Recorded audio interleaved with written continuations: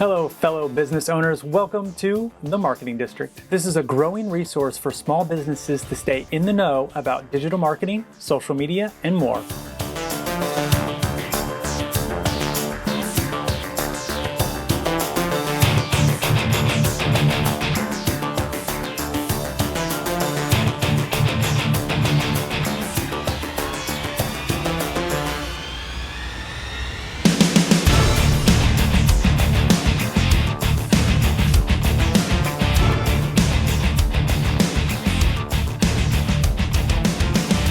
All right, let's dive into this episode. Today we're talking about the 5-step media plan. So with 5-step media planning, this is the updated 2022 marketing strategy for small businesses. And we've got all these steps laid out, and I'm going to dive into what each one of these mean and how you can apply it to your business. All right, step one, of course, is to figure out your goals. So every quarter, every year, every season, you're going to have slightly different goals, from growing your following to increasing sales or foot traffic, or maybe you want to focus on bringing visits to your website. So the big takeaway we have here for figuring out your goals is to make sure that they are SMART goals. This is an acronym. This isn't SMART as in intelligent goals. This is an acronym. So here's what SMART goals are. SMART stands for specific. So when you start out with a SMART goal, it absolutely has to be specific. So making more money, increasing traffic, that's not specific enough. The M in SMART means measurable. So when you put specific and measurable together, you might go from something where you're increasing foot traffic or website visits to, I want to increase my time on page for my website by 20% within a certain amount of time. And we'll get to the time bound kind of parameter later, but that's how specific and measurable work for a SMART goal. Now the A in SMART means it has to be attainable. So we can't say we want to increase website traffic 1,200% within 7 days. That's a little unattainable. So we do want it to be attainable here. So we have specific, we have measurable, we have attainable, and then we have relevant. So when we're looking at everything across the board, we have to make sure that this is relevant goals to what we want to happen with our bottom line. Another way to think about relevant is ask yourself why you're setting the goal that you are. How is it going to contribute to the company's bottom line? And ultimately, this marketing goal you set should be tied back to the business impact. If it's not, you can consider changing this and adjusting your initial goal.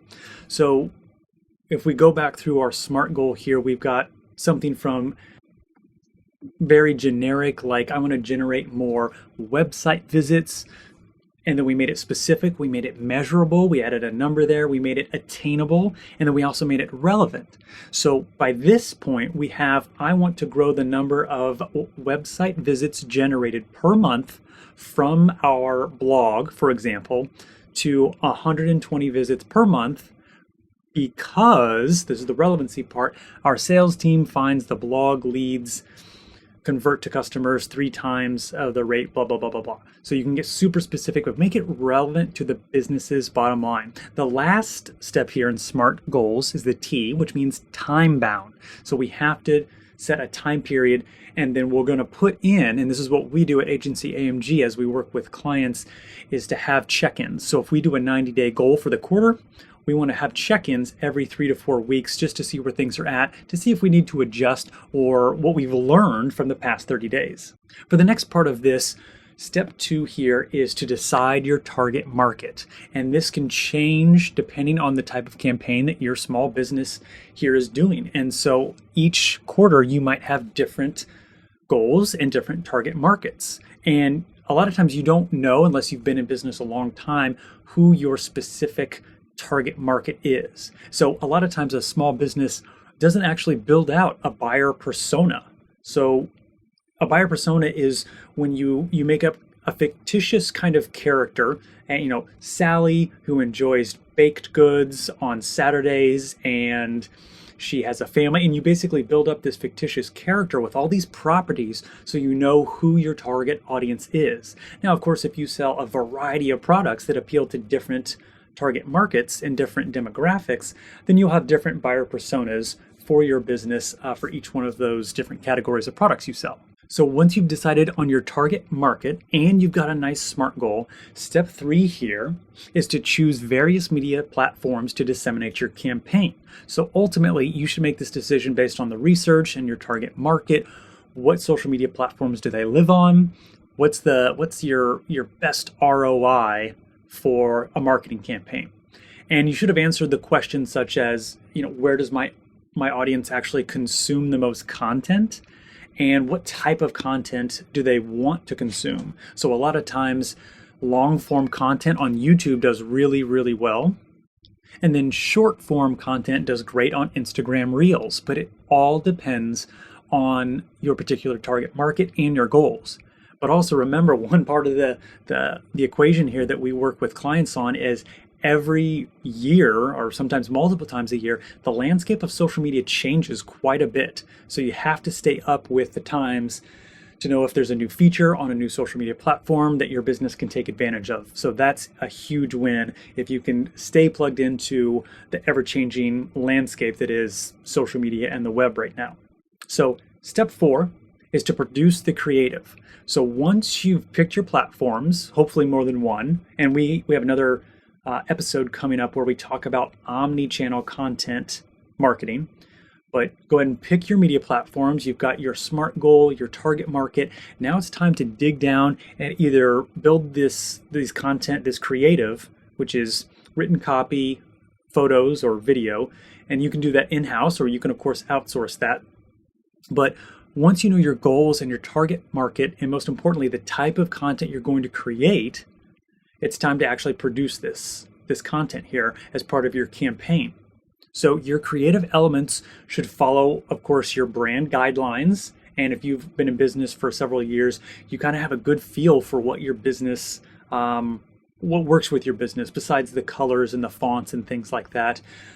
You know the voice of your business. So if you're doing a blog post, it doesn't make a lot of sense to use different types of jargon and things like that don't really fit the feel of your particular bakery or your coffee house or your pizza restaurant, your cafe, things like that. So all that plays into part of your brand guidelines there as you tell the story as a small business. So to keep the workload easy, you might consider creating adaptable marketing assets that can be used for several channels. Now, what that means is anytime you're doing, say, for example, a video, you can actually save out some of those screen grabs from the video as photos and then post those to Instagram if you would like. You can also make one long video, but then kind of chop that up into smaller, more digestible pieces. So if it's a 5-minute long video that's kind of a tour of your store, and let's say you have a nice small coffee shop in downtown Columbus here, and you do a store tour video that's maybe 3 minutes long, you can chop that up into little 30-second highlight reels and repurpose that content on YouTube, on Facebook, on Twitter. You can give it a little bit of a tweak, and you should adjust the content for each one of the platforms that you're targeting, and then make it part of that marketing campaign. That way your marketing assets can be adaptable. And the other part of this is when you have colors and fonts and your logo, make sure you have all the right versions of your logo so that you can put it on different types of print media and digital media. So that's all part of that, creating the creative, the actual content part of this. Now, step 5 of this 5-step plan for media planning is to execute and analyze. And so I kind of touched on this earlier, is that when you set a 90-day goal, you do want to touch base with the campaign, all the analytics. It's so important to have all these analytics and some sort of a dashboard, because remember, what gets measured gets managed. So you have to have these touch bases to see how things are going so that you can adjust the campaign along the way and learn new things that you didn't even know existed, maybe new problems, maybe new inspiration avenues that you can go down with the campaign and all that. So once your plan is underway, it's time to really set up that schedule. So a nice 3 to 4 week schedule to actually review the analytics. The best kind of schedule that I've seen is a bi-weekly thing. So that gives you the it's a little bit more aggressive, but it gives you that flexibility to adjust if you need to. because the analytics are going to reveal things about your campaign and your target audience that you may not have known. So when you're first starting out with a campaign, it's really great to have a touch base every 2 weeks until you actually get to a point where you can set it and forget it, and then maybe check in every 30 days. So that's how that works. And then after all of this, that omni-channel experience is what customers kind of expect and they want. So if they see a video on YouTube and they go to your Facebook page or Instagram, they should see a very similar concept. If you've come up with a campaign to sell coffee mugs, you should have a very consistent experience from all the different channels all the way down to your website. So all the way down to the blog post that actually launches the campaign, that allows people to add it to their cart, that e-commerce feature of your website, the YouTube, the video, the social media. You see how it all works together in an omni-channel kind of plan. This is that execution. And this is what a lot of customers expect, because if they see something like a video ad on YouTube and they go to your website and now they can't find the mug that they saw an ad about, that's not a good experience. So marketing is all about delivering the right message to the right people at the right time, and that's what this integrated media planning is all about. All right, my fellow business owners, I really hope that this video kind of gave you a little bit of insight into our process and our strategy here at Agency AMG, and I hope that you had some takeaways that you can apply to your own business, your own marketing campaigns, and just a lot of marketing food for thought. That is what the marketing district here at Agency AMG is all about. We can have a nice open discussion about all the different problems your business might have with its marketing campaigns, its video. It's so powerful to have a cohesive brand and a cohesive marketing campaign put together on all these different channels that are available to us now as business owners. All right, business owners, that wraps up another episode of the Marketing District. If you have any questions, please visit agencyamg.com.